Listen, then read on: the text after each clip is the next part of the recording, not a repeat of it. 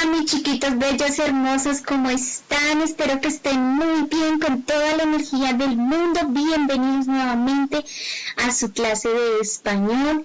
Hoy vamos a revisar un poquito lo relacionado con la narración. Yo sé que ustedes ya repasaron nuevamente, ya tienen muy en cuenta en qué se trata este género tan maravilloso, que precisamente lo que busca, ¿cierto?, es contar, contar y contar.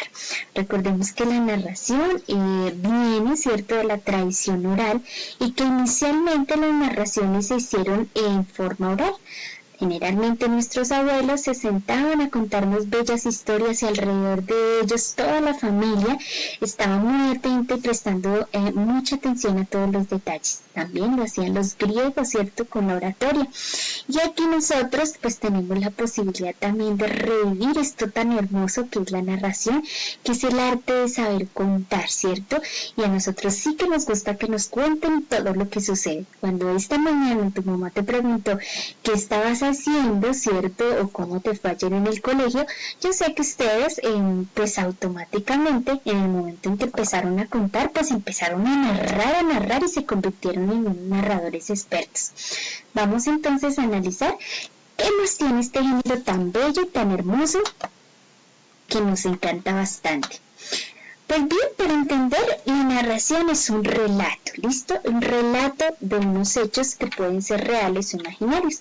En el caso anterior sería de hechos reales, pero si de pronto yo quiero contar un cuento, ¿cierto?, acerca de un bosque encantado, pues todo ello va a ser fruto de la imaginación y la fantasía, por lo tanto sería una narración de hechos imaginarios, ¿listo? Cuando nosotros contamos o narramos algo que hemos soñado, también ahí estamos haciendo narraciones. Entonces todo el tiempo estamos ahí relatando, contando y narrando. Muy bien. Hay algo muy importante que debemos tener en cuenta cuando estamos narrando y se trata del lugar de la narración. Y específicamente si estamos hablando, por ejemplo, de un cuento, es muy interesante que nos cuenten en qué lugar fue que se desarrolló esta narración. ¿Será que fue en un bosque? ¿Será que fue en un castillo? ¿Será que pasó en una cueva? ¿Será que pasó en el fondo del mar? ¿Será que fue en el cielo? ¿Será que fue en una montaña sagrada? ¿Será que ocurrió en un río? ¿Será que eso que pasó fue en un lago? Hay muchos lugares que pueden ser partícipes de una narración. Todo depende de nuestra creatividad. ¿Listo? Y cuando nosotros también hablamos de los personajes, ¿cierto? Pues aquí vamos entonces a tener en cuenta que los personajes son quienes le dan vida a la narración.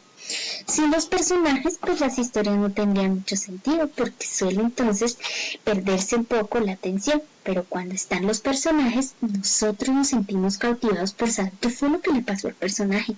¿Realmente será que Rapunzel pudo bajar de esa torre y liberarse? En ese momento que nos genera esa tensión y que queremos saber qué fue lo que le pasó al personaje, ahí es donde entonces empieza a surgir toda esta maravilla de la narración.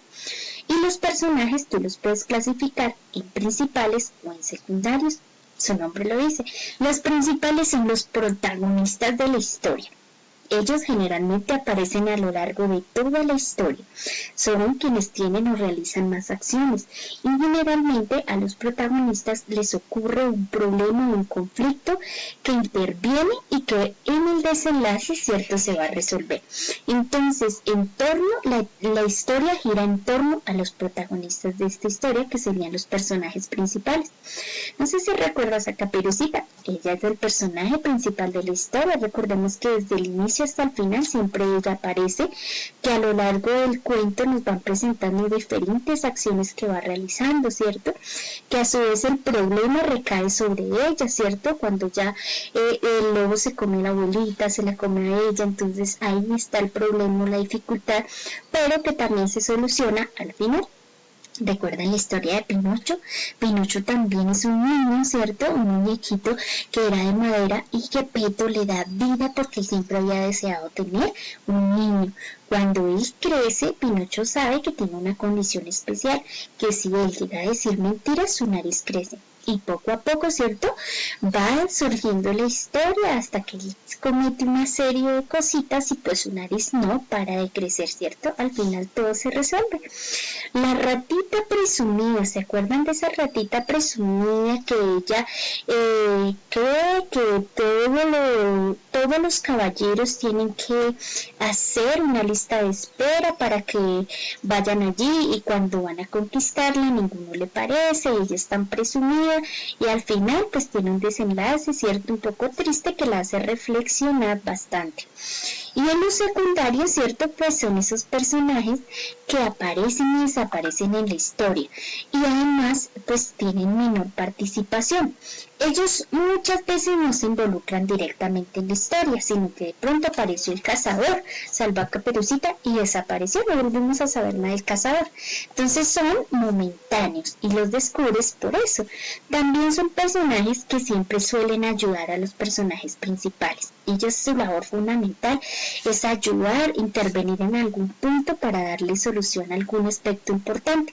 Por lo tanto, si nosotros recordamos la hada madrina, las otras hadas, en los 7 enanitos, ¿cierto? Son personajes secundarios porque ellos están ahí para ayudar a Blancanieves. Muy bien, hay otro aspecto importante que tienes que tener cuenta en el género narrativo y es con relación también a los lugares que te mencionaba al comienzo. Estos lugares, ¿cierto? Tú los puedes clasificar, bien sean que son reales o son imaginarios, pero ¿quién define esto también? Nosotros como lectores cuando leemos un cuento, ¿cierto? Podemos identificar, me están hablando de un barco encantado que viaja de planeta en planeta. Yo sé que la historia que gira en torno al barco, pues entonces me están hablando de un lugar imaginario. Pero si a mí me mencionan que era una casa, ¿cierto? Antigua y vieja, automáticamente puedo pensar que se trata de un lugar real. Los lugares reales existen en la realidad. Los lugares imaginarios muchas veces no existen. Otras veces, ¿cierto? Se basan un poquito en la realidad, pero tienen todo un mundo de imaginación y fantasía en ese tipo de lugares. Si nosotros hablamos, por ejemplo, de un jardín o un parque de diversiones, y el cuento surge a través en el parque de diversiones, donde Juanito encontró una pelota y esa pelota dorada la guardaba en su bolsillo, pero un día se la perdió y su compañerito la tenía y no se la quería entregar. Ahí, a lo largo de la historia, pues vemos que se desarrolla ahí en el parque y por lo tanto un parque sí es un lugar real. Si nosotros hablamos de un campo de juego, pues también estaríamos ahí hablando de un lugar real. Si estamos hablando de una playa, es un lugar real. Si hablamos, por ejemplo, del colegio, es un lugar real, ¿cierto? Podemos inventarnos un cuento, una narración del colegio. O incluso podemos contarle a la mamá cómo nos fue en educación física. Ahí en ese momento estaríamos narrando o contando sobre un hecho real. Y pueden convertirse en lugares imaginarios, como puede ser la casa en el bosque de las brujas. Ahí en ese caso ya se convierte en un lugar imaginario, ¿cierto? O puede ser el castillo de las hadas. Entonces el castillo de las hadas está en el cielo y es un lugar imaginario. O puede ser el barco o el país de Peter Pan, por ejemplo. Eso es un lugar imaginario. O puede ser la máquina del tiempo. También estaríamos hablando de un lugar imaginario. Muy bien. Y además, aparte de que podemos decir si un lugar es real o imaginario, también nosotros podemos mencionar si los lugares son abiertos o son cerrados. ¿Qué significa que sean abiertos? Pues que precisamente este lugar tiene o está en un espacio abierto, ¿listo? Si tú estás fuera de tu casa, estarías en un espacio abierto, pero si entras a la casa, automáticamente estarías en un lugar cerrado, ¿listo? Ahí va cambiando. ¿Cuál podría ser un lugar abierto? Puede ser el jardín de la casa, puede ser el prado de un castillo, puede ser cerca a un lago, puede ser en un jardín, puede ser también de pronto en un cultivo, podría ser también en un lugar abierto como un castillo, pero afuera del castillo, ¿listo? Que esté afuera, que hay un espacio abierto.